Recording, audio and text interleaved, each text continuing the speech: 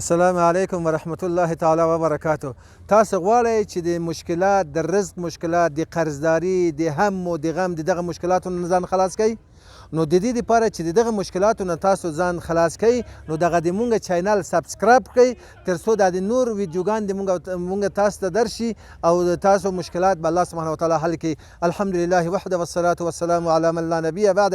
پیغمبر صلی الله علیه وسلم فرمایي که یو مسلمان په خپل ژوند کې مشکلاتو سره مخامخ وو، اقتصادي مشکلاتو سره مخامخ وو، کورنۍ مشکلاتو سره مخامخ وو، د رزق روزي مشکلاتو سره برابر وو، امکانات د اقتصادي له لحاظه ضعیف وو، د دې لپاره د مونږ او تاسو حل په اسلام کې دی. الله سبحانه وتعالی مونږ او تاسو ته داسې یو ښایسته او داسې یو نیک دین مونږ او تاسو ته لیږلی دی چې د مونږ او تاسو ټول مشکلات په دې دین باندې حل کیږي. پیغمبر صلی الله علیه وسلم فرمایي تاسو دغه دعا همیشه ووایئ چې دا د تاسو مشکلات الله سبحانه وتعالی حل کړي. لا اله الا انت سبحانك اني كنت من الظالمین.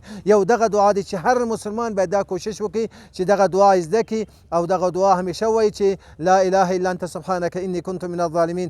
دا د مشکلات قرضداري مشکلات، دا د بېوزلي مشکلات، دا د نور مشکلاتو چې د انسانانو په ژوند کې چې پیدا کیږي الله سبحانه وتعالی د دغه دعا په برکت او د دغه دعا په واسطه الله سبحانه وتعالی د انسانانو مشکلات حل کوي. او یو بل دعا هم ده چې مسلمان باید هغه هم زده کړي ترڅو د دې په ژوند کې مشکلات پاتې نشي. هغه دا دی چې پیغمبر صلی الله علیه وسلم فرمایي، احمد بن حنبل دا حدیث روایت کوي چې اللهم إني عبدك ابن عبدك ابن أمتك ناصيتي بيدك ماض في حكمك عدل في قضاؤك أسألك بكل اسم هو لك سميت به نفسك أو أنزلته في كتابك أو علمته أحدا من خلقك أو استأثرت به في علم الغيب عندك أن تجعل القرآن العظيم ربيع قلبي ونور صدري وجلاء همي وذهاب همي وغمي. الله سبحانه وتعالى مونږ تاسو ته د دغه آیتونه او د دغه دعاګانې چې د پیغمبر صلی الله علیه وسلم مونږ تاسو ته راغلی دی د دې په یادولو توفیق را نصیب کړي او تاسو دوستانو د دې لپاره چې دغه خیر نور مسلمانانو ته هم ورسیږي د مونږ چینل سبسکرایب کړئ